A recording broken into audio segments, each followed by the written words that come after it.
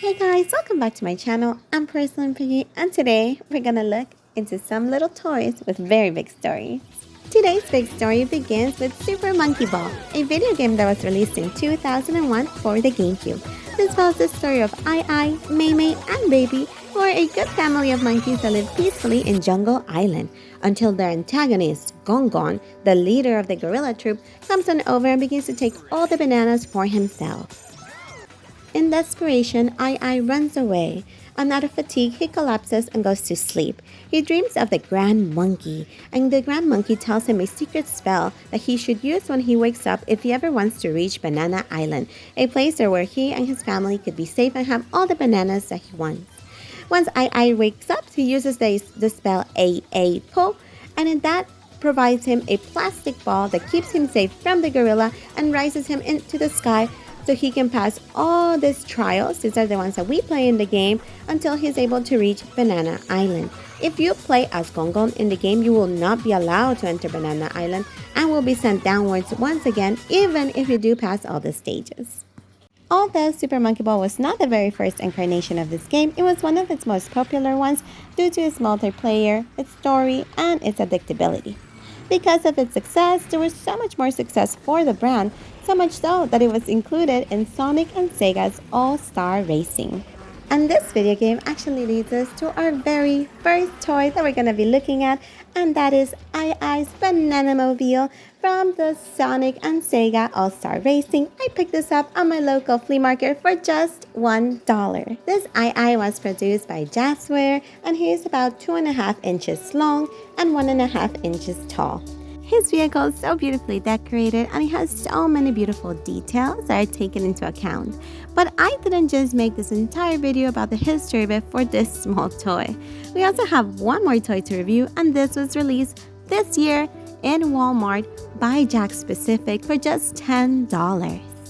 This is the brand new Ai Ai action figure, and if you want it, you can go get it today.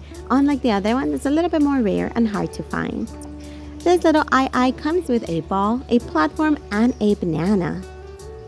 Its packaging is very simple and very clean. It reminds me a lot about the Amiibo ones from Nintendo. Jakks Pacific is usually really good at giving us figures that look exactly like the characters while introducing some type of mobility into them. So I'm really excited to see what articulation or what points of articulation this guy is going to have. Once you remove him from the box, we can see the beautiful paint job that he has. There's no pixelation, it's just beautifully made. Inside of the little bubble, there is some information about the product. So one of the first things we're going to look at is at the ball. It comes in 2 halves, and it is a pretty hard plastic, more like a backlight. It is very clear. I really love it, and it does feel very, very hardy.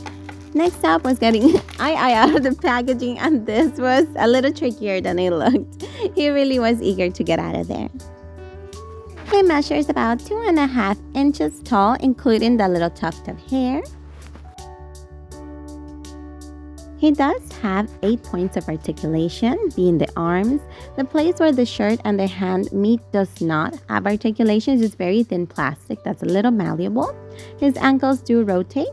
His little legs seem to have a little hinge at it, but because they're so small, I really didn't want to test it, and I didn't want his leg to break, because I've done that in the past with other Jakks Pacific figures that have very small articulation.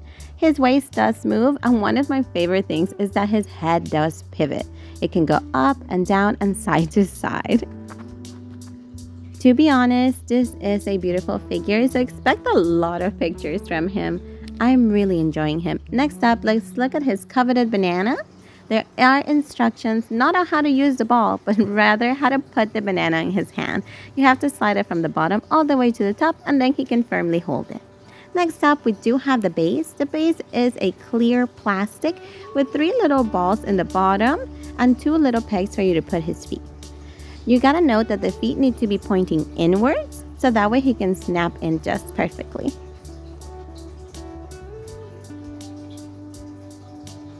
Once we have him ready, I'll slide him into the ball. And it was a little trickier than I thought to snap the ball closed, because I was a little afraid that if I snapped it closed, I wouldn't be able to open it again.